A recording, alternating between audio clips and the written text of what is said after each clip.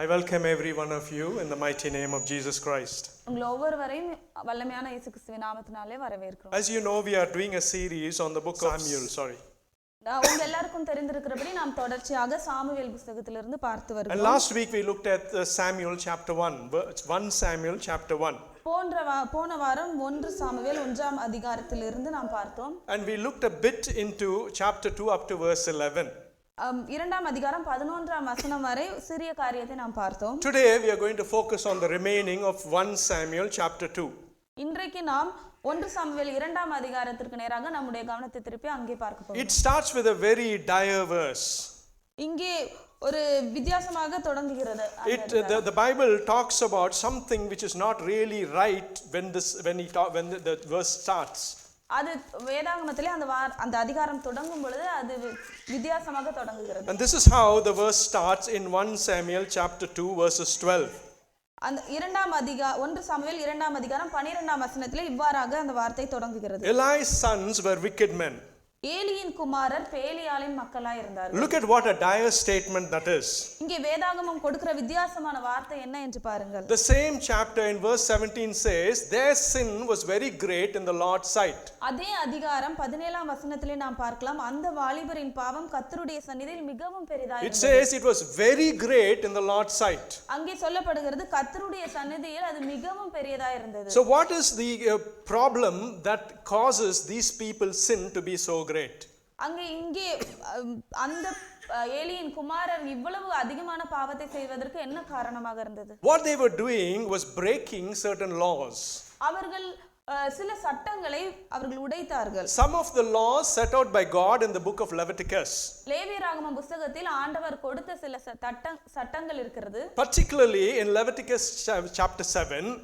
குறிப்பாக லேவியராகமம் 7ஆம் அதிகாரத்தில் If you go home and you read Leviticus chapter 7, நீங்கள் வீட்டிலே சென்று லேவியராகமம் 7ஆம் அதிகாரத்தை வாசித்தால் verses 11 to 21 talk about a specific type of sacrifice. அங்கே 11 இலிருந்து 21ஆம் வசனம் வரை நீங்கள் வாசிக்கும் பொழுது சில பலிகளை குறித்து அங்கே வாசிக்கிறோம். It will talk about a particular type of offering called as peace offering. அங்கே சமாதான பலி என்று சொல்லப்படக்கூடிய ஒரு காணிக்கையை குறித்து வாசிக்கிறோம். So what is this peace offering? அங்கே சமாதான பலி என்றால் என்ன? In the Old Testament there are many types of offerings. பழைய ஏற்பாட்டு காலத்திலே अनेक விதமான பலிகள் காணிக்கைகள் இருந்தது. But this peace offering is a special kind of offering. அங்கே சமாதான பலி என்பது ஒரு விசேஷமான ஒரு காணிக்கை. The unique thing about a peace offering is this. அங்கே ஒரு தனிப்பட்ட சமாதான பலி குறித்த காரியம் என்னவென்றால் It is not something that God wants the people to do. அது என்னவென்றால் ஆண்டவர் அவருடைய ஜனங்களிடத்தில் எதிர்பார்த்த ஒரு காரியம் அல்ல. It is something that the people out of their own heart's desire bring to the Lord. இது ஜனங்கள் அவர்களுடைய சுய விருப்பத்தின்படி அவர்கள் ஆண்டவருக்காக கொண்டு வரும் காணிக்கை. There are three types of peace offerings in the Old Testament for which people brought offerings to God. பழைய ஏற்பாட்டு காலத்திலே ஜனங்கள் ஆண்டவருக்கு காணிக்கையை கொண்டு வரும்போது ஒரு மூன்று விதமான காணிக்கைகளை எடுத்துக்கொண்டு The first offering is an offering to say thank you to God. முதலாவது காணிக்கை அவர்கள் ஆண்டவருக்கு நன்றி செலுத்துவதற்காக God doesn't ask for that offering, but the offerer brings it as a thanksgiving to God. ஆண்டவர் ஜனங்களிடத்திலே அந்த காணிக்கையை கேட்கவில்லை, ஆனால் ஜனங்கள் அவர்களாகவே ஆண்டவருக்கு நன்றி சொல்வதற்கு எடுத்து வந்த காணிக்கை. The second type of peace offering is an offering that they gave to fulfill a vow. இரண்டாவது கொடுக்க வேண்டிய சமாதான காணிக்கை அவர்கள் ஆண்டவருக்கு பொருத்தனை செய்து அதை நிறைவேற்ற கொண்டு வந்த காணிக்கை. The third type of peace offering is when people have the deliverance from God, they come with an offering to thank God. மூன்றாவதான சமாதான காணிக்கை ஜனங்கள் ஆண்டவரிடத்திலிருந்து ஏதாவது ஒரு விடுதலையை பெற்றபோது அவர்கள் ஆண்டவருக்கு கொண்டு வந்த காணிக்கை. See, it is this peace offering that the sons of Eli are doing things wrong about. ஆனால் இந்த சமாதான காணிக்கைகளிலே தான் ஏலியின் குமாரர்கள் தவறு செய்தார்கள். In the peace offering, God had set out certain standards. ஆனால் இந்த சமாதான காணிக்கையை செலுத்துவதற்கு ஆண்டவர் சில சட்டங்களை வைத்திருந்தார். It is the only offering where God allows the person who is making that offering to eat part of that offering. இந்த ஒரே ஒரு காணிக்கையில் தான் ஜனங்கள் அதை செலுத்தும் பொழுது அந்த ஜனங்களும் அதிலே புசிக்க கொடுக்க வேண்டிய ஒரு காணிக்கை. Part of the sacrifice is given to God. அந்த காணிக்கையிலே ஒரு பகுதி ஆண்டவருக்கு கொடுக்கப்பட வேண்டும். One part is given to the priest. இன்னொரு பகுதி ஆசாரியனுக்கு சேரும். The remaining part the offerer takes it home and they eat it.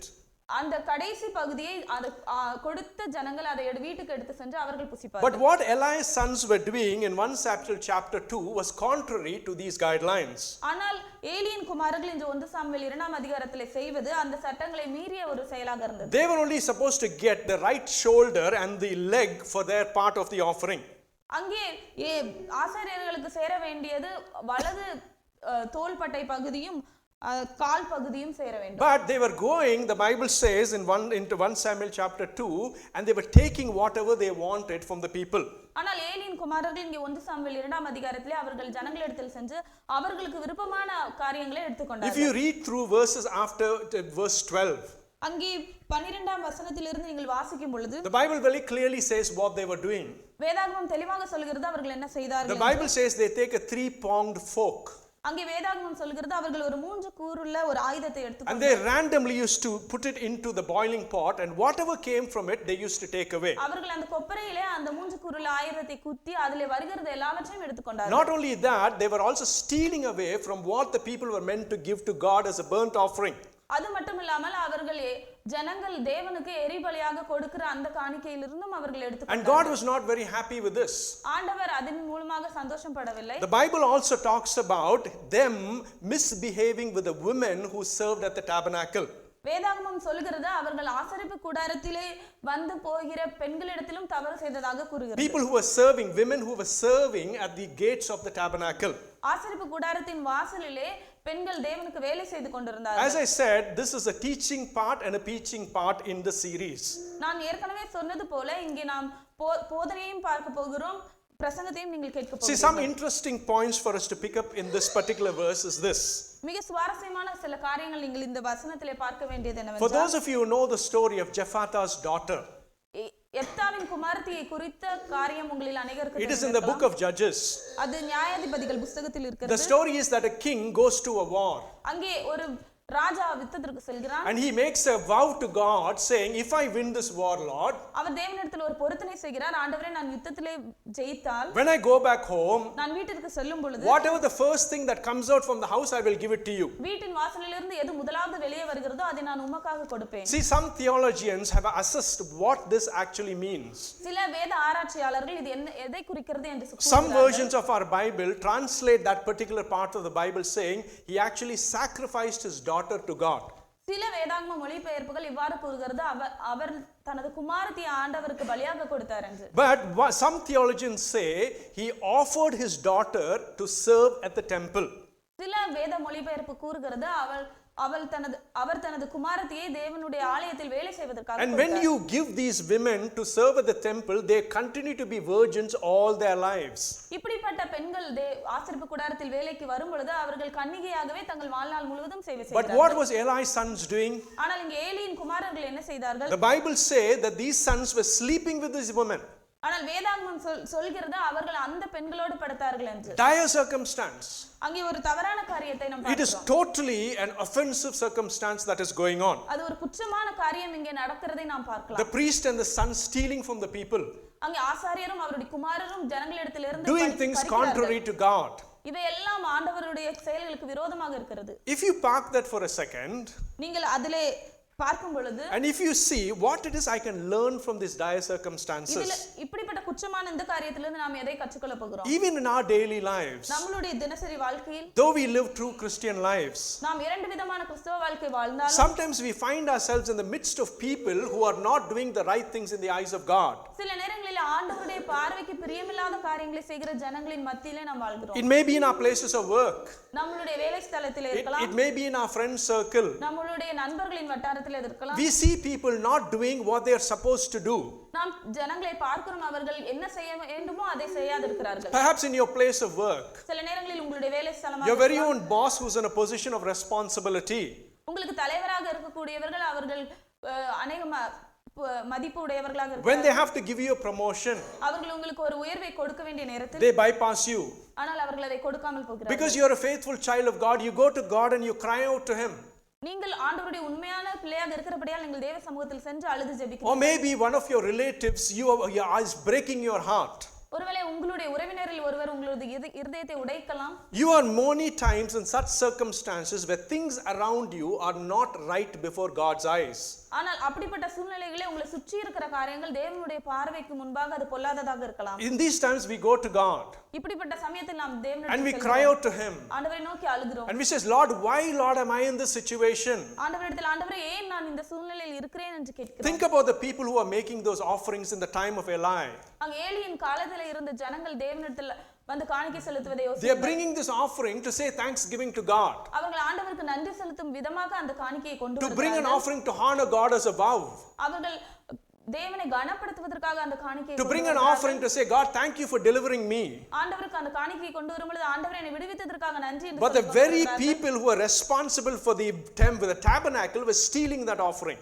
ஆனால் இந்த காணிக்கைக்கு எல்லாம் தகுதியானவர்கள் அவர்கள் அந்த காணிக்கையை திருடுகிறார்கள். Imagine the hearts of the people during those times. அந்த நாட்களில் இருந்த ஜனங்களின் மனநிலையை யோசியுங்கள். Sometimes that is how we feel in our lives too. அதே மாதிரியாக தான் நாமும் நம்முடைய வாழ்க்கையில் சில We feel that we are being mistreated. நாம் நினைக்கலாம் நாமே தவறாக நடத்துகிறார்கள். There is a verse in the book of Psalm 37 that really segues this into what we need to understand. சங்கீதம் 37ஆம் அதிகாரத்தில் ஒரு வசனம் இருக்கிறது, அது நாம் அறிந்து கொள்ள வேண்டிய ஒரு வசனம். This is a verse written in Psalm 37:7. சங்கீதம் 37:7 நாம் இவ்வாறாக வாசிக்கிறோம். These words, as I read it to you, are directly meant to you. இந்த இப்பொழுது நான் வாசிக்கிற வசனம் அது உங்களுக்காக கொடுக்கப்பட்டது. Look at these words very carefully. அதை மிகவும் கவனமாக It பாருங்கள். says, be still before God. அது இவ்வாறாக சொல்கிறது, கர்த்தரை நோக்கி அமர்ந்து Wait patiently for him அவருக்கு காத்திரு. and catch what he says next. அவர் அடுத்து சொல்வதை கவனியுங்கள். Do not fret when people succeed in their ways and when they carry out their wicked schemes. காரிய சுத்தியுள்ளவன் மேலும் தீவினைகளை செய்கிற மனுஷன் மேலும் எரிச்சலாகாதே. See, those people did not have Psalm 37:7 for them to read when these things were taking place. ஆனால் அந்த காலத்தில் இந்த பிரச்சனைகள் நடக்கும் பொழுது அந்த ஜனங்களுக்கு சங்கீதம் 37:7 வசனம் But தெரிந்திருக்கவில்லை. if you were to look at that circumstance through the lens of Psalm 37:7, அந்த சூழ்நிலையை நீங்கள் இந்த 37ஆம் அதிகாரம் 7ஆம் வசனத்தின் மூலமாக நீங்கள் கண்ணோக்கி the பார்க்க Lord is saying, be still. ஆண்டவர் சொல்கிறார் நீங்கள் அமர்ந்து. You know what it means to be still?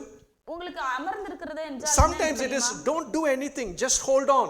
சில நேரத்தில் நீங்கள் எதுவுமே செய்யாமல் அப்படி அமைதியாக சும்மா இருக்கிறது. Sometimes when we are angry with people, சில நேரத்தில் நாம் மற்றவர்களிடத்தில் கோபத்தோடு we இருக்கும்போது will go make a Facebook post indirectly. நாம் Facebookல ஏதாவது எழுதலாம் அவர்களை In our WhatsApp, we will put some message indirectly. அங்க வாட்ஸ்அப்ல நாம அவங்களை குறிக்கிற மாதிரி குத்துற மாதிரி ஏதாவது Whenever we are angry with people, we will say something. யார் மேலயாவது கோபமா இருக்கும்போது நாம ஏதாவது சொல்லலாம். But God is saying, be still. ஆண்டவர் சொல்கிறார் நீங்கள் அமர்ந்திருங்க. He's saying, don't do anything. நீங்கள் எதுவுமே செய்ய வேண்டாம். And he's saying, wait patiently for him. ஆண்டவருக்காக பொறுமையோடு காத்திருங்கள் என்று And he's சொல்கிறார். saying, when you're waiting for him, he's saying, don't fret. ஆண்டவருக்காக காத்திருக்கும் பொழுது நீங்கள் எரிச்சலாகாதீர்கள். Don't worry about wicked schemes. நீங்கள் காரிய தீவினைகளை செய்கிறவர்களை குறித்து எரிச்சலாகாதீர்கள். Now we are going to take Psalm 37:7 and come back to 2 Samuel chapter 2. சங்கீதம் 37 எடுத்துக்கொண்டு நாம் 1 சாமுவேல் 2ஆம் அதிகாரத்துக்கு From verse 12 onwards, when you read the verses, அங்க 12ஆம் வசனத்திலிருந்து நீங்கள் ஒவ்வொரு வசனமாக வாசிக்கும் the Bible is describing this horrible sin that Eli's sons are doing. வேதாகமம் இவ்வளவு ஒரு கொடூரமான ஏலியின் குமாரர்கள் செய்த பாவத்தை குறித்து Stealing from the people, அவர்கள் ஜனங்களிடத்திலிருந்து திருடுகிறார்கள். sleeping with the virgins at the tabernacle. அவர்கள் ஆசரிப்பு கூடாரத்தின் வாசலில் இருந்த பெண்களோடு படுத்திருந்தார்கள். But in the midst of this sequence of descriptions, ஆனால் இவர் தொடர்ச்சியாக வரக்கூடிய இந்த காரியத்தில் there are 2 gem of verses that clarify the situation. ஒரு முத்து போன்ற 2 வசனங்கள் அந்த இடத்திலே அதை தெளிவாக கூறுகிறது. One hand, the Bible is talking about the wicked things that Eli's sons are doing. ஒரு இடத்திலே ஏலியின் குமாரர்கள் செய்த தீமையான காரியங்களை குறித்து வேதாகமம் All of a sudden inside there's verse 1 Samuel chapter 2 verse 18. ஆனால் இவை எல்லாவற்றுக்கும் மத்தியிலே 1 சாமுவேல் 2ஆம் அதிகாரம் 18ஆம் வசனத்திலே ஒரு வசனம் In the midst of that there is this verse. அந்த இவை எல்லாவற்றுக்கும் நடுவாக அந்த வசனம் இருக்கிறது. The Bible says, but Samuel was ministering. வேதாகமம் சொல்கிறது ஆனால் சாமுவேல் ஊழியம் செய்து கொண்டிருந்தார். All of this was going on. The Bible is saying Samuel was ministering. இதெல்லாம் நடக்கும் பொழுது சாமுவேல் தேவனுக்கு முன்பாக பணிவிடை In செய்தார். verse 20 the Bible says, and the boy Samuel continued to grow in stature and favor to the Lord and men. அதுல 20ஆம் வசனத்திலே சொல்கிறது அந்த சாமுவேல் என்னும் பிள்ளையாண்டான் கர்த்தருக்கு முன்பாகவும் மனுஷருக்கு முன்பாகவும் அங்கே இருந்து பணிவிடை செய்தார். I want you to catch this point. நீங்கள் இந்த காரியத்தை எடுத்துக்கொள்ள The point I am landing to you is this.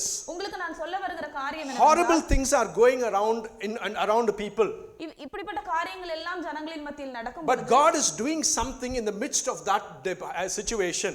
அந்த சூழ்நிலையின் மத்தியிலே தேவன் ஏதோ ஒரு காரியத்தை செய்கிறார். If there was one verse in the Bible, one of the verses in the Bible that I really love, வேதாகமத்திலே நான் மிகவும் அதிகமாக நேசிக்கக்கூடிய ஒரு வசனம் என்னவென்றால், if there is one verse that I really, shakes me up, it is this.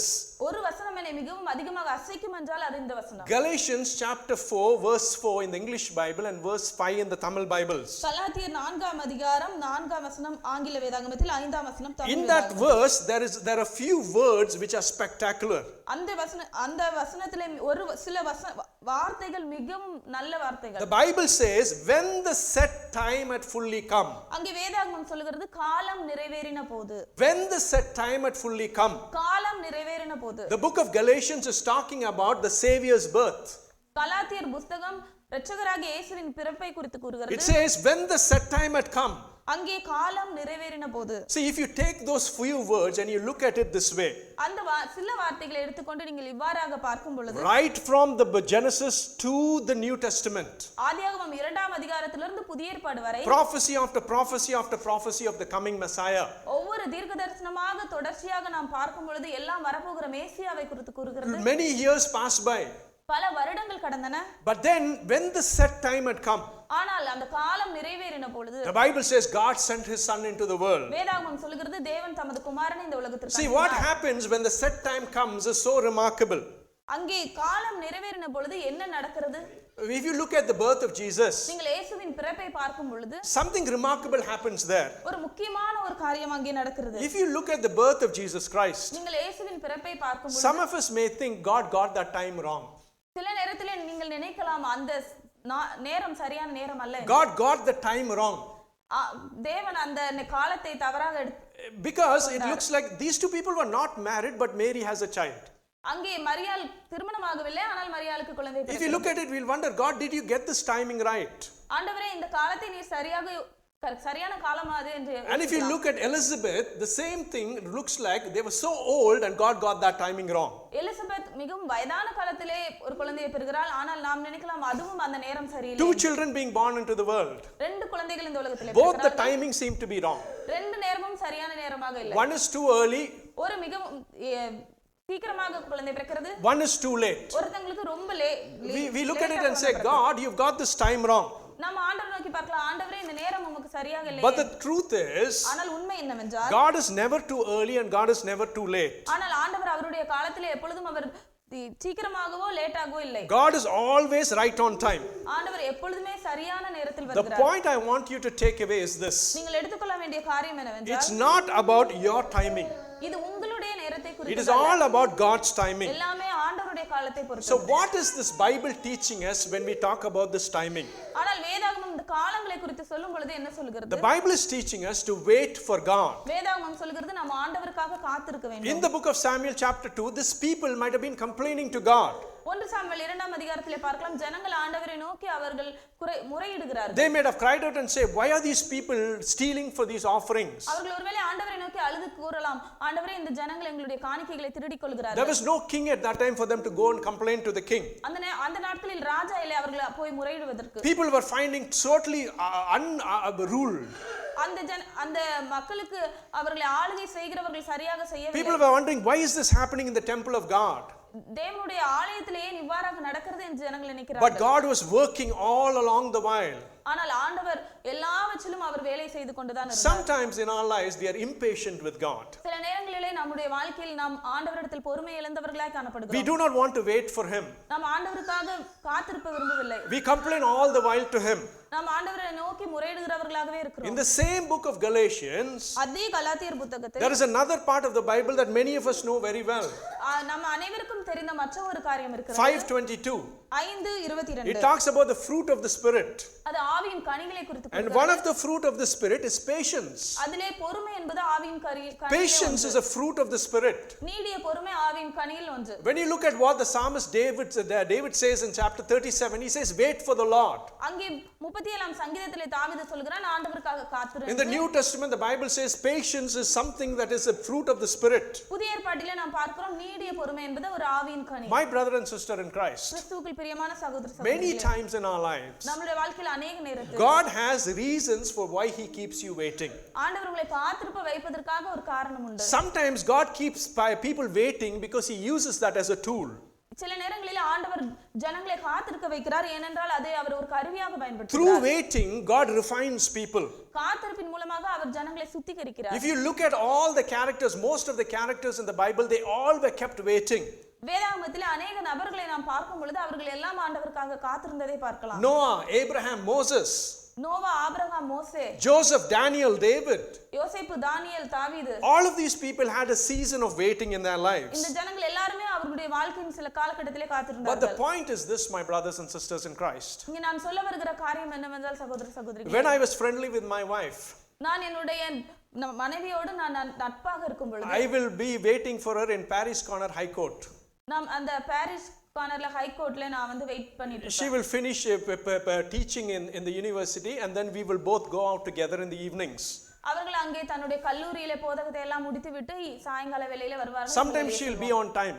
சில நேரங்களிலே அவர்கள் சரியான நேரத்தில் வருவார்கள். Sometimes she won't be on time. சில நேரத்திலே அவங்க வர நேரம் சரியான நேரமா There இருக்கும். was a time when I waited for her 2 hours. ஒரு நாள் நான் அவங்களுக்காக 2 மணி நேரம் வெயிட் பண்ணிட்டு I இருந்தேன். was waiting by the High Court in Chennai for 2 hours for my wife. நான் சென்னையிலே அந்த கோர்ட்டுக்கு முன்னாடி 2 மணி நேரமா வெயிட் Even பண்ணிட்டேன். the police guy came and he asked me what I am doing here so long.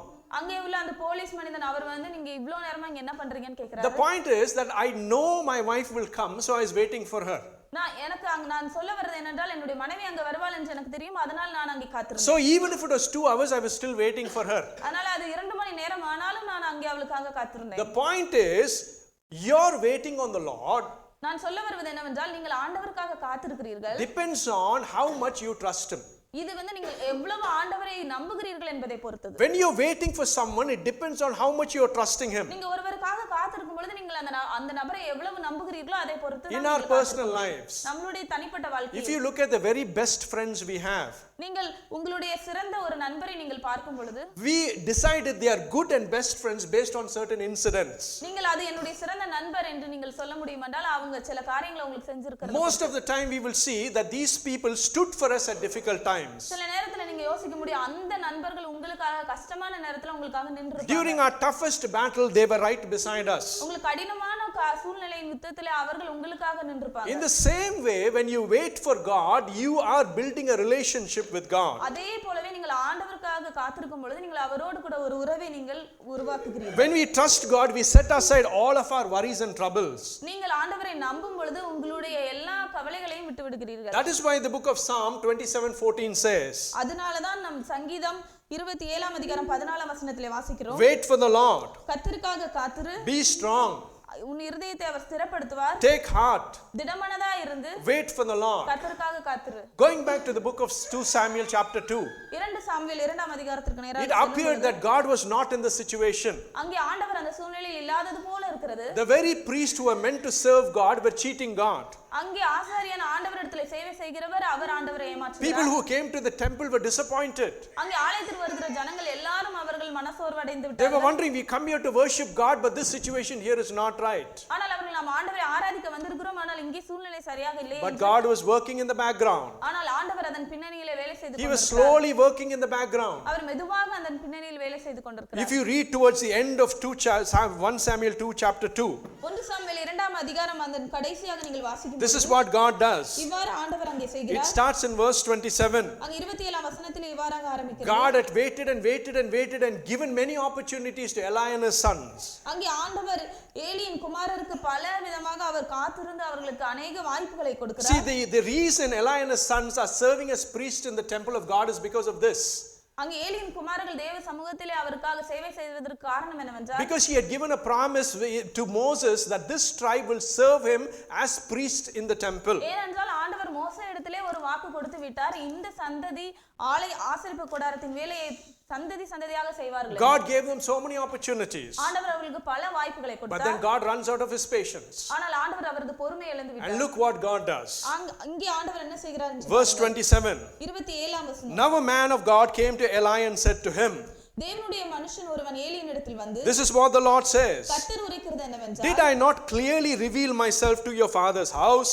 உன் பிதாவின் வீட்டார் எகிப்திலே பார்வோனின் வீட்டில் இருக்கையில் நான் என்னை அவர்களுக்கு வெளிப்படுத்தி When you were under Egypt under Pharaoh, உன் பிதாவின் வீட்டார் எகிப்திலே பார்வோன் வீட்டில் இருக்கையில். Verse 28, I chose your father out of all the tribes of Israel. 28ஆம் வசனத்தில் நான் இஸ்ரவேலின் கோத்திரங்களிலெல்லாம் அவனை எனக்கு ஆசாரியனாக தெரிந்து to be my priest. அவன் என்னுடைய ஆசாரியனாக இருக்க. I gave your father's house all the offerings made by fire.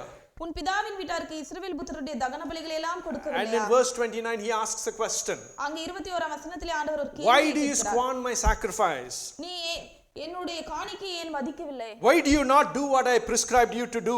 நான் செய்ய வேண்டும் என்று சொல்ற காரியங்களை நீ ஏன் செய்யவில்லை? Why do you honor your sons more than me? நீ என்னை பார்க்கிலும் உன் குமாரரை அதிகமாக And மதிப்பாயே. then God passes his judgment. ஆனால் பிறகு ஆண்டவர் அவரது நியாய தீர்ப்பை In கொடுக்கிறார். verse 30 he says, 30ஆம் வசனத்தில் சொல்கிறார், therefore the Lord, the God of Israel declares, தேவனாகிய கர்த்தர் சொல்லுகிறது என்னவென்றால், I promise that your house and your father's house would minister before me forever. உன் வீட்டாரும் உன் பிதாவின் வீட்டாரும் என்றைக்கும் என் சந்நிதியில் நடந்து கொள்வார்கள் என்று நான் நிச்சயமாய் சொல்லியிருந்தேன். Catch this verse because it's very important. இந்த வார்த்தை ஒரு மிகவும் முக்கியமானது. அதை God is saying, I gave your forefathers a promise ஆண்டவர் சொல்கிறார், உனது பிதாவின் வீட்டாருக்கு நான் ஒரு வார்த்தையை that கொடுத்தேன். they will be the only people who will minister before me. அவர்கள்தான் எனக்கு முன்பாக என் சந்நிதியில் எப்பொழுதும் ஊழியம் செய்வார்கள். He has given a promise to these people. அவர் அந்த ஜனங்களுக்கு ஒரு வாக்குத்தத்தத்தை கொடுத்தார். Many times we come to the presence of God. அநேக நேரங்களில் நாம் தேவ சந்நிதியில் And he வரும்போது says, Lord, நீங்க வார்த்தை மாறாத தேவனா இருக்கீங்க. Lord, you are a God who doesn't change his word. ஆண்டவரே நீர் சொன்ன வார்த்தையில் மாறாதவராய் இருக்கிறீர். Lord, if you promise, you will do as you promise. நீர் வாக்கு கொடுத்தீர் என்றால் நீர் அதை செய்வீர். But look here what is happening. ஆனால் இங்கே பாருங்கள் என்ன The நடக்கிறது. Lord says, I made this promise to you. ஆண்டவர் சொல்கிறார், நான் இந்த வார்த்தையை உங்களுக்கு But நான் he says, கொடுக்கிறேன். far be it from me. நீங்கள் என்னை அசட்டை பண்ணினீர்கள். He says, far be from me. இனி அது எனக்கு தூரமா இருப்பதாக. Those who honor me, I will honor. என்னை கனம் பண்ணுகிறவர்களை நான் But those who கனம் பண்ணுவேன். despise me, I will despise. என்னை அசட்டை பண்ணுகிறவர்கள் Catch these words, my brothers and sisters in Christ. இந்த வார்த்தையை பிடித்துக் கொள்ளுங்கள். What is God saying here today to us? ஆண்டவர் இன்றைக்கு நம்மிடத்திலே சொல்ல வருகிறார். He's saying, those who honor me, I will honor. என்னை கனம் பண்ணுகிறவர்களை நான் கனம் But those who dishonor me, I will not dishonor. I will not honor. என்னை அசட்டை பண்ணுகிறவர்கள் கனஹீனம் It பண்ணப்படுவார்கள். uses a word called disdain. ஆண்டவர் சொல்கிறார் கனஹீனம் பண்ணப்படுவார்கள். You know what that word disdain means? அது கனஹீனம் பண்ணப்படுதல் என்றால் என்ன? The English dictionary defines disdain as such. ஆங்கில மொழிபெயர்ப்பில் இவ்வாறாக அதன் அர்த்தம் The இருக்கிறது. feeling that someone or something is unworthy of one's consideration. அங்கே ஒருவரால் நாம் நினைக்கப்படுவதற்கு கூட தகுதி இல்லாதவர்களாக இருக்கிறோம். God is saying, when you don't honor me, ஆண்டவர் சொல்கிறார், நீங்கள் என்னை கனம் I will பண்ணாவிட்டால் disdain you. நான் உங்களை கனவீனப்படுத்துவேன். And then God pronounces a prophecy to Eli and his sons. ஆண்டவர் பிறகு சொல்கிறார், ஏலியின் குமாரருக்கு ஒரு தீர்க்க A தரிசனத்தை. very dire prophecy for them. அது ஒரு பெரிய ஒரு தீர்க்க தரிசனமாக இருக்கிறது. When we go to the book of chapter 3 and 4, we look into it. அந்த 3ஆம் அதிகாரம் 4ஆம் அதிகாரத்திலே நாம் பார்க்கலாம் இதை. But what I want you to take away from chapter 2 is this, my brothers and sisters. கிறிஸ்துவுக்குள் பிரியமான சகோதர சகோதரிகளே, இந்த 2ஆம் அதிகாரத்திலிருந்து நீங்கள் எடுத்துக்கொள்ள வேண்டிய காரியம் Sometimes சில நேரங்களில் in our lives, நம்முடைய வாழ்க்கையில் things around us seem so bad and so awkward. நம்மை சுற்றி இருக்கிற காரியங்கள் மிகவும் மோசமாக கடினமாக இருக்கலாம். Even the things which have to be good in places will be not right. நல்ல காரியங்களாக இருக்க வேண்டிய சில காரியங்களே அது நல்லதாக இல்லாமல் And we wonder, what is God doing? நாம் நினைக்கலாம், ஓ ஆண்டவர் என்ன செய்கிறார்? We wonder, God, where are you? நாம் ஆச்சரியப்படலாம், ஆண்டவர் எங்கே We இருக்கிறார்? call him and say, Lord, where are you in this situation? ஆண்டவரை நோக்கி சொல்லலாம், ஆண்டவரே இந்த சூழ்நிலையில் எங்கே இருக்கிறீர்? It looks like as though God is not there. நாம் நினைக்கிறோம் ஒருவேளை ஆண்டவரே இல்லை என்று. But as we saw in chapter 2, நாம் இங்கே 2ஆம் அதிகாரத்திலே பார்ப்பது போல as all of these troubles were going on, இந்த எல்லா பிரச்சனைகளும் வந்து கொண்டிருக்கும் God was working behind the scenes. ஆனால் ஆண்டவர் அது எல்லாவற்றுக்கும் பின்னாக வேலை செய்து Even in your life today, உங்களுடைய வாழ்க்கையிலும் கூட if you are in such a நீங்கள் circumstance இப்படிப்பட்ட சூழ்நிலையில இருக்கலாம். where you think things are not going well around you, நீங்கள் நினைக்கலாம் உங்களை சுற்றி இருக்கிற காரியங்கள் நன்மையாக இல்லை where என்று. you think that God is not there with you, நீங்கள் நினைக்கலாம் உங்களிடத்தில் கூட ஆண்டவர் இல்லை என்று. where you think that God is not working. நீங்க நினைக்கலாம் ஆண்டவர் வேலை என்னுடைய வாழ்க்கையில் You செய்யவில்லை may என்று. think, I waited so long for you, Lord. நீங்கள் நினைக்கலாம் ஆண்டவரே நான் பல நாட்களாக உங்களுக்காக But காத்திருந்தேன். God is working behind the scenes. ஆனால் ஆண்டவர் அவை எல்லா காரியங்களுக்கும் பின்பாக இருந்து He வேலை is செய்கிறார். bringing together something beautiful. அவர் ஒரு மிகவும் அழகான ஒரு காரியத்தை உங்களுக்காக எடுத்துக்கொண்டு In the வருகிறார். midst of all the trouble, God is creating something new. இந்த எல்லா பிரச்சனைகளின் மத்தியிலே ஆண்டவர் ஒரு புதிய காரியத்தை That is செய்கிறார். what he did with Samuel. அதுதான் ஆண்டவர் சாமுவேலின் He வாழ்க்கையில் brought this child up. ஆண்டவர் இந்த குழந்தையை கொண்டு வந்தார். And he becomes the judge and a prophet for Israel. அவர் ஒரு நியாயாதிபதியாகவும் தீர்க்கதரிசியாகவும் இஸ்ரவேலிலே மாறினார். Same thing in our lives too, my brothers and sisters in நம்முடைய Christ. வாழ்க்கையிலும் அதே காரியம்தான் சகோதரர்களே. Think about how Hannah would have felt when she went to this temple. அன்னாள் தேவனுடைய சமூகத்தில் ஆலயத்தில் செல்லும் பொழுது எப்படி இருந்தாலும் She would have gone there and she would have looked at things that have taken place. அவள் அங்கே சென்று அங்கே சுற்றி நடந்த காரியங்களை And she பார்த்திருக்கலாம். would have wondered, is this the right place for me to be in? அவள் ஆச்சரியப்பட்டிருக்கலாமா, நான் இங்கே தான் இருக்கணும், அது சரியான இடமா என்று. But with faith she prayed to God. ஆனால் அவள் ஆண்டவரை நோக்கி ஜெபித்தது என்னவென்றால், In the midst of all of those troubles, God honors Hannah's faith. அந்த எல்லா சூழ்நிலையின் கஷ்டத்தின் மத்தியிலே ஆண்டவர் அன்னாளின் விசுவாசத்தை The கனப்படுத்துகிறார். same thing for you and I. அதுதான் உங்களுக்கும் எனக்கும். Even when things are not going well. சூழ்நிலைகள் காரியங்கள் சரியாக இல்லாமல் When we come with faith to God and we cry out to Him. ஆனால் நாம் தேவனுடைய சமூகத்தில் உண்மையாக வந்து அவரை நோக்கி அழுது ஜெபிக்கிறோம். When we are able to wait for God. நீங்கள் ஆண்டவருக்காக காத்திருக்க முடியும் என்றால், When we are able to patiently wait for His hand to move. நீங்கள் பொறுமையாக ஆண்டவருடைய கரத்தை அவர் அசைத்து உங்களுக்காக செயல்படுத்த God will work wonders in your life. அவர் உங்களுடைய வாழ்க்கையில் அதிசயங்களை செய்வார். When the set time comes in your life. காலம் நிறைவேறும் பொழுது உங்களுடைய வாழ்க்கை, When the set time that God has determined for your life. ஆண்டவர் உங்களுக்காக உங்க வாழ்க்கையில் குறித்திருந்த அந்த காலம் நிறைவேறும் God பொழுது will do a beautiful thing for you. ஆண்டவர் அழகான காரியத்தை உங்களுக்காக Hallelujah. செய்வார். Hallelujah. Do you believe what we are saying? Hallelujah. நாம் சொல்கிறதை God will do a நம்புகிறீர்களா? wonderful thing in your life. ஆண்டவர் மிகவும் அதிசயமான Are காரியத்தை you a உங்கள் child வாழ்க்கையில் waiting in trouble at the moment? நீங்கள் பிரச்சனையின் மத்தியிலே இருக்கிற ஒரு குழந்தையாக God இருக்கிறீர்களா? is speaking to you today. ஆண்டவர் உங்களிடத்திலே He's பேசுகிறார். saying, I don't think I'm not there. நீங்கள் நினைக்காதீர்கள் ஆண்டவர் இங்கே இல்லை என்று. Don't believe what your eyes are telling you. உங்கள் கண்கள் பார்க்கிற காரியங்களை I am நம்புங்கள். working behind the scenes. ஆண்டவர் அதன் பின்பாக வேலை I am செய்கிறார். working behind the scenes. நான் அதன் பின்பாக இருந்து வேலை செய்கிறேன். He's saying, just wait for me. ஆண்டவர் சொல்கிறார், நீங்கள் காத்திருங்கள் எனக்காக. Wait for my time. என்னுடைய நேரத்திற்காக God is saying, காத்திருங்கள். when you're waiting, don't do anything. நீங்கள் காத்திருக்கும் பொழுது எதுவும் செய்யாதீர்கள்.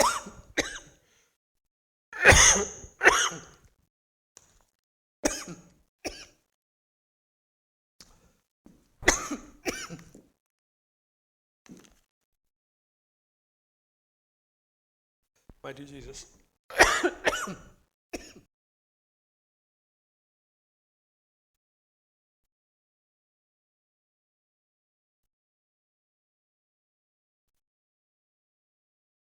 And sisters. ஆண்டவர் நீங்கள் அவருக்காக காத்திருக்க வேண்டும். God doesn't want you to take things into your own hand. ஆண்டவர் இது உங்களுடைய சொந்த கரத்தினால் நீங்கள் எடுத்து He wants you to wait for His timing.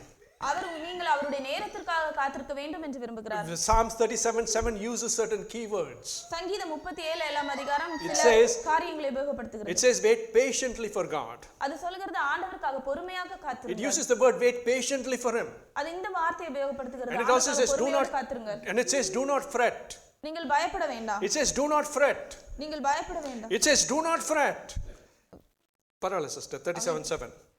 நீங்கள் அதை குறித்து எரிச்சல் அடைய வேண்டாம். See, எரிச்சல் அடைய வேண்டாம். He's saying, wait patiently. நீங்கள் பொறுமையாக காத்திருங்கள். Don't fret. நீங்கள் எரிச்சல் It அடையாதீர்கள். may look like people are succeeding in their ways. ஒருவேளை காரிய சித்தி உள்ளவர்களாக உங்களை சுற்றி இருக்கிறவர்கள் Don't worry காணப்படலாம். about it. நீங்கள் அதை குறித்து கவலைப்பட In Psalm வேண்டாம். 27:14, God says, சங்கீதம் 27 அதிகாரம் 14 வசனத்தில் when you are waiting for God, நீங்கள் ஆண்டவருக்காக it காத்திருக்கும் says, be பொழுது strong. நீங்கள் திடமனதாயிருங்கள். Do not be broken or be worried. நீங்கள் கவலைப்பட்டு உடைந்து போகாமல் இருங்கள். God says, be strong. ஆண்டவர் சொல்கிறார், நீங்கள் The திடமனதாயிருங்கள். Bible says, take heart. திடமனதாயிருங்கள் And என்று it says, wait for the Lord. ஆண்டவருக்காக பொறுமையாக காத்திருங்கள். This is what happened to 1 Samuel chapter 2. இதுதான் 1 சாமுவேல் 2 அதிகாரத்தில் The people were waiting that God will do something. ஜனங்கள் ஆண்டவர் ஏதாவது செய்வார் என்று நினைத்து And God காத்திருந்தார்கள். was preparing this boy Samuel as an answer to that prayer. ஆனால் அந்த ஜெபத்திற்கு பதிலாக தான் ஆண்டவர் சாமுவேல் என்னும் குழந்தையை உருவாக்கி It கொண்டிருக்கிறார். took many years. அது अनेक வருடங்கள் எடுத்தது. But God had a plan. ஆனால் ஆண்டவர் அதற்காக ஒரு திட்டத்தை Are you வைத்தார். waiting for many years for God to work in your life? நீங்கள் பல வருடங்களாக ஆண்டவர் உங்கள் வாழ்க்கையில் வேலை செய்வதற்காக Are you telling the Lord, Lord, so many years have gone by. நீங்கள் நினைக்கலாம் சொல்லியிருக்கலாம், ஆண்டவரே பல வருடங்கள் கடந்து I விட்டது. don't see any change, Lord. நான் எந்த ஒரு மாற்றத்தையும் காணவில்லை. How long should I wait for you, நான் Lord? இன்னும் எவ்வளவு நாட்கள் உங்களுக்காக Look at காத்திருக்க what is வேண்டும்? happening around me, Lord. என்னை சுற்றி இருக்கிற காரியங்களை Look at the injustice that I have, Lord. என்னை சுற்றி நியாயமில்லாமல் நடக்கிற Look at காரியங்களை all the பாருங்கள். trouble and burdens that I'm carrying, Lord. நான் கஷ்டமான பாரமான காரியத்தை Where are you, Lord? நீர் எங்கே இருக்கிறீர்? Where are you, நீர் Lord? எங்கே இருக்கிறீர்? Are you crying to the Lord like this? நீங்கள் ஆண்டவரை நோக்கி அழுகிறீர்களா? God is saying, wait patiently for me. ஆண்டவர் சொல்கிறார், நீங்கள் பொறுமையாக எனக்காக காத்திருங்கள். Don't fret. நீங்கள் எரிச்சலாகாதீர்கள். Be strong. நீங்கள் திடமனதாயிருங்கள். I will act when the time is the right time. சரியான நேரம் வரும் பொழுது நான் காரியத்தை செய்வேன். That is what the book of 1 Samuel chapter 2 teaches us. அதுதான் 1 சாமுவேல் 2ஆம் அதிகாரம். Our God is a God of justice. ஆண்டவர் நம்முடைய தேவன் ஒரு நீதியுள்ள தேவன். Nothing passes through his eye. அவருடைய கண்களுக்கு மறைவாக எதுவும் இல்லை. Every prayer you pray comes before his eyes. நீங்கள் ஜெபிக்கிற ஒவ்வொரு ஜெபமும் அவருடைய கண்களுக்கு முன்பாக வருகிறது. Every cry you make to God is before his eyes. நீங்கள் அழுகிற ஒவ்வொரு காரியமும் அவருடைய கண்களுக்கு முன்பாக. Everything that you have told him is before him. நீங்கள் சொல்லுகிற எல்லா காரியங்களும் அவருக்கு முன்பாக இருக்கிறது. Don't think he has abandoned you. நீங்கள் ஒரு நாளும் நினைக்க வேண்டாம் அவர் உங்களை கைவிட்டார். He is working behind the scenes. அவர் அதற்கு பின்பாக இருந்து அவர் வேலை செய்கிறார். And as the book of Galatians said, கலாத்தியர் புத்தகத்தில் நாம் when the set time comes, காலம் நிறைவேறின பொழுது God will break forth in your life. ஆண்டவர் உங்களுடைய வாழ்க்கையில ஒரு அதிசயமான God will do mighty things in your life. ஆண்டவர் வல்லமையான காரியங்களை He will even change biological limits to perform his mighty deeds. ஆண்டவர் சில நேரங்களிலே உடல் புறமாக முடியாத காரியங்களை கூட செய்ய முடியும். Elizabeth was so old that she couldn't bear a child. Elizabeth வயதான காலத்திலே அவரால் குழந்தையை பெற முடியாது. But when the set time had come, ஆனால் காலம் நிறைவேறின பொழுது even she bore a child. ஆனால் அவள் கூட ஒரு குழந்தையை பெற்றாள். When you wait for the Lord, நீங்கள் ஆண்டவருக்காக காத்து, no matter how the situations pan out, உங்களை சுற்றியுள்ள காரியங்கள் எப்படி no matter how big the problems are built up, எப்படிப்பட்ட பிரச்சனை பெரிதாக உங்கள் God will break forth in your life. ஆனால் ஆண்டவர் உங்களுடைய வாழ்க்கையில ஒரு God will do a mighty thing in your life. அவர் வல்லமையான காரியங்களை உங்கள் Don't வாழ்க்கையில ever think God is not with you. நீங்கள் ஆண்டவர் உங்களோடு இல்லை என்று எப்பொழுதும் நினைக்க வேண்டாம். Never think that, my brothers and sisters. நீங்கள் ஒருபோதும் அவ்வாறு நினைக்காதீர்கள். Never feel alone in your Christian life. நீங்கள் ஒரு நாளும் தனிமே உங்கள் கிறிஸ்தவ வாழ்க்கையில் Even in the midst of your most worst situation, God is there with you. நீங்கள் உங்களுடைய வாழ்க்கையில் மிகவும் மோசமான சூழ்நிலையில் இருக்கும் பொழுது கூட அங்க ஆண்டவர் உங்களோடு God is giving you this assurance today. ஆண்டவர் இந்த ஒரு நம்பிக்கையை உங்களுக்கு He's saying, wait for me, my child. ஆண்டவர் சொல்கிறார், எனக்காக காத்திரு என் மகளே. The people of Israel waited for God. இஸ்ரவேலின் ஜனங்கள் ஆண்டவருக்காக காத்திருந்தார்கள். God sent them Samuel, ஆண்டவர் அவர்களுக்கு சாமுவேலை கொடுத்தார். one of the best judges in Israel. இஸ்ரவேலிலே மிகவும் சிறந்த நியாயாதிபதி. God used him for his wisdom to do mighty things in Israel. ஆண்டவர் சாமுவேலின் ஞானத்தை கொண்டு வல்லமையான காரியங்களை இஸ்ரவேலில் செய்தார். The prophecy he gives to Eli and his sons towards the latter part of that chapter, அந்த இரண்டாம் அதிகாரத்தின் கடைசியிலே ஏலியின் குமாரருக்கு கொடுக்கப்பட்ட தீர்க்கதரிசனம். as we go into looking at chapter 3 and chapter 4, you will see how faithfully God carries out those promises. அங்கே மூன்றாம் அதிகாரம் நாலாம் அதிகாரத்திலே நாம் வாசிக்கும் பொழுது ஆண்டவர் எவ்வாறு அவருடைய தீர்க்கதரிசனம் நிறைவேற்றுவதற்கு உண்மையா இருந்தார். We will look at it in the coming weeks. இதை நாம் வருகிற வாரங்களிலே பார்க்கலாம். But God moves remarkably. ஆனால் ஆண்டவர் மிகவும் அருமையாக அங்கே காரியங்களை செய்கிறார். You be faithful to God. நீங்கள் ஆண்டவரிடத்தில் உண்மையா இருங்கள். Whether someone is appreciating you or not, உங்களை யாராவது உற்சாகப்படுத்துகிறார்களோ இல்லையோ, whether your boss is giving you a promotion or not, உங்களுடைய மேலே இருக்கிறவர்கள் உங்களுக்கு உயர்வை whether கொடுக்கிறார்களோ your இல்லையோ, relative is being kind to you or not, உங்களுடைய சுற்றி இருக்கிற உறவினர்கள் உங்களிடத்தில் இரக்கமாக இருக்கிறார்களோ doesn't இல்லையோ, matter. அது பிரச்சனை இல்லை. God is working behind the scenes. ஆனால் ஆண்டவர் அதன் பின்பாக வேலை செய்கிறார். Therefore, I want to tell you a little story. நான் உங்களுக்கு ஒரு சின்ன கதையை சொல்ல There was a man who was building a big church. ஒரு மிகவும் பெரிய ஆலயத்தை ஒரு மனிதன் கட்டி கொண்டிருந்தான். He was a mason building that big church. அவர் ஒரு கொத்தனார். அவர் அங்கே பெரிய வேலையை செய்து கொண்டிருந்தார். He was the temple, the church was so high. அந்த ஆலயம் மிகவும் உயரமாக இருந்தது. He was finally working at one of the steeple. அவர் கடைசியாக அதன் மேலே ஒரு இடத்திலே வேலை செய்திருக்கிறார். He at the tip of that steeple he was carving out a statue. அந்த கோபுரத்தின் உச்சியிலே அவர் ஒரு சிறு உருவத்தை வரைந்து கொண்டிருக்கிறார். Next to him was his friend. அவர் பக்கத்திலே ஒரு நண்பர் இருக்கிறார். So he was using his chisel and hammer and he was carving a design out there. அவர் அங்கே ஒரு சுத்தியலையும் முளியையும் வைத்துக்கொண்டு அங்கே ஒரு உருவத்தை உருவாக்கி கொண்டிருந்தார். Suddenly one small part of what he was chipping broke away. ஆனால் அவர் அங்கே உருவாக்கி கொண்டிருந்த அந்த சிற்பத்தின் ஒரு சின்ன பகுதி உடைந்து விட்டது. He took that whole design and he threw it away. அவர் அந்த முழு உருவத்தையும் எடுத்து அதை கீழே போட்டு உடைக்கிறார். And he takes a brand new stone and he starts chipping again. அவர் ஒரு புதிய கல்லை எடுத்து மீண்டுமாக அதை உருவாக்குகிறார். His friend asked him, அவருடைய நண்பர் இவராக கேட்டார், Sir, Sir, this is such a small design at the top of the steeple.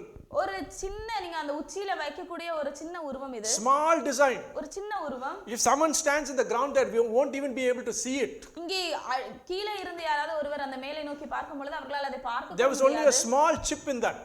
அதிலே உள்ள ஒரு சின்ன ஒரு உருவம். Why did you throw it away? அதற்காக ஏன் அதை தூர போட்டீங்க? No one would even noticed. யாருமே பார்க்க போற மாட்டாங்க. But he replies, this man replies to his friend, ஆனால் அந்த மனிதன் இவ்வாறாக தன்னுடைய நண்பரிடத்தில் சொன்னார், I am not doing this because people on the ground will see what I am doing. நான் இங்கே கீழே நிற்கிற ஜனங்கள் பார்ப்பார்கள் என்பதற்காக இந்த வேலையை செய்யவில்லை. This is the church of the Almighty God. இது வல்லமையுள்ள தேவனுடைய ஆலயம். My Father will see what I am doing. என் தகப்பன் நான் என்ன செய்கிறேன் என்று பார்ப்பார். I am not doing this to please man. நான் இதை மனிதர்களை பிரியப்படுத்துவதற்காக செய்யவில்லை. Same thing in your lives, my brothers and sisters. அதேதான் உங்களுடைய வாழ்க்கையிலும். When you are going through this difficult time, நீங்கள் கஷ்டமான நேரத்தில் small things that that people may not notice. சின்ன காரியங்கள் சில நேரத்துல ஜனங்கள் பார்க்க You மாட்டார்கள். may be courteous to people who are hard to you, நீங்கள் நினைக்கலாம் ஒருவேளை ஜனங்கள் உங்களிடத்தில் கடினமாக இருக்கிறார்கள் என்று. but if you are kind to them, நீங்கள் அவர்களிடத்தில் இரக்கமாக you இருக்கிறீர்கள். are not pushing back at them. நீங்கள் ஆனால் அவர்களை விட்டு You பின்வாங்கவில்லை. may feel nobody is noticing. நீங்கள் நினைக்கலாம் யாருமே என்னை You may say, Lord, பார்க்கவில்லை. nobody is seeing what I am doing. நீங்கள் நினைக்கலாம் ஆண்டவரே என்னை யாருமே பார்க்கவில்லை நான் செய்கிறது. God's eyes are upon all of that. ஆனால் ஆண்டவருடைய கண்கள் அதை எல்லாவற்றின் மேலும் When இருக்கிறது. you justly do things in the presence of God, நீங்கள் நியாயமாக தேவ சமூகத்தில் காரியங்களை செய்யும் as God said in the book of 1 Samuel chapter 2, ஆண்டவர் 1 சாமுவேல் 2ஆம் அதிகாரத்தில் சொன்னது போல those who honor me, என்னை I கனப்படுத்துகிறவர்களை will honor. நான் கனப்படுத்துவேன். What does he say? Those who honor me, என்னை கனப்படுத்துகிறவர்களை I will honor. Hallelujah. நான் கனப்படுத்துவேன். Always honor God. எப்பொழுதும் ஆண்டவரை Whatever your circumstances are, உங்களுடைய சூழ்நிலை எப்படி hold இருந்தாலும் tight to God and honor Him. ஆனால் ஆண்டவரிடத்தில் சென்று அவரை கனப்படுத்துங்கள். My beloved brothers and sisters in Christ, எனக்கு பிரியமான சகோதர we சகோதரிகளே, used 1 Samuel chapter 2 as a lens. நாம் 1 சாமுவேல் 2ஆம் அதிகாரத்தை நாம் ஒரு லென்ஸ் மூலமாக We பார்த்தோம். used the incident that was taking place there. நாம் அங்கே நடக்கிற ஒவ்வொரு சின்ன சின்ன காரியங்களையும் In பார்த்தோம். the tabernacle of the God, sin was taking place. தேவனுடைய கூடாரத்திலே அங்கே பாவம் நடக்கிறது. It looked like nobody cared, நான் இது யாருமே அதை கண்டுக்கிடாத போல இருக்கிறது. but God was working. ஆனால் ஆண்டவர் வேலை செய்கிறார். In the same way in your lives, அதே போல தான் உங்களுடைய வாழ்க்கையிலும் when things doesn't look right around you, உங்களை சுற்றி இருக்கிற காரியங்கள் சரியாக God இல்லாமல் is இருந்தாலும், definitely working in your life. ஆனால் கண்டிப்பாக ஆண்டவர் அங்கே வேலை If செய்கிறார். I want you to take one thing away from today, it is this: நீங்கள் இங்கே இருந்து ஒரு காரியத்தை இன்னைக்கு எடுக்க நான் விரும்பினால் அது இதுதான். wait for God. ஆண்டவருக்காக காத்திருங்கள். Don't fret when you're waiting. நீங்கள் காத்திருக்கும் பொழுது எரிச்சலாகாதீர்கள். Don't be weak. நீங்கள் ஒரு நாளும் சோர்ந்து Be போகாதீர்கள். strong. திடமானதா இருங்கள். Patiently wait for God. பொறுமையாக ஆண்டவருக்காக God காத்திருங்கள். will do mighty things in your life. ஆண்டவர் வல்லமையான காரியங்களை You உங்கள் are all வாழ்க்கையில் God's செய்வார். children. நீங்கள் எல்லாரும் தேவனுடைய பிள்ளைகள். You're all in God's plan. நீங்கள் எல்லாரும் தேவனுடைய திட்டத்தில் இருக்கிறீர்கள். God has not forsaken any one of you. ஆண்டவர் உங்களை ஒருத்தரையும் கைவிடவில்லை. Perhaps some of you have been waiting for years and years. ஒருவேளை உங்களில் சிலர் பல வருடங்களாக காத்திருக்கலாம். When the set time comes, ஆனால் காலம் நிறைவேறும் பொழுது God will do a mighty thing in your life. ஆண்டவர் வல்லமையான காரியத்தை உங்கள் வாழ்க்கையில் Hallelujah. செய்வார். ஹalleluya. Hallelujah. Hallelujah. Hallelujah. Hallelujah. Praise you, loving Heavenly Father. Thank you, Jesus. Thank you, loving பரலோக Heavenly தேவனுக்கு Father. நன்றி. Thank you, Lord. Thank you.